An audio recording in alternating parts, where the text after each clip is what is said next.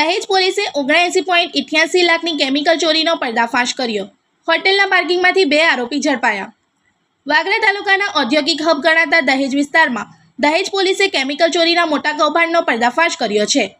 દહેજ ભરૂચ હાઈવે પર આવેલી મહાદેવ હોટેલના પાર્કિંગમાં ચાલી રહેલી ગેરકાયદેસર કેમિકલ ચોરી પર પોલીસે છાપો મારી 79,88,000 રૂપિયાનો મુદ્દામાલ જપ્ત કર્યો છે.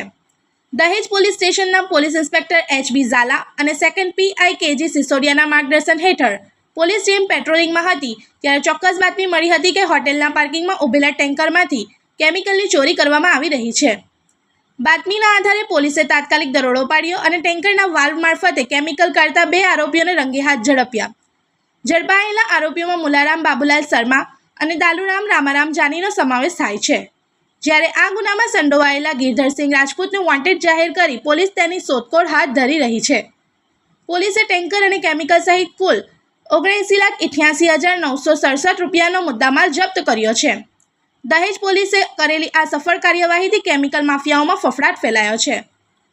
इस वीडियो को लाइक करें, हमारे चैनल को सब्सक्राइब कर बेल आइकन जरूर प्रेस करें हमारी न्यू वीडियो सबसे पहले देखने के लिए।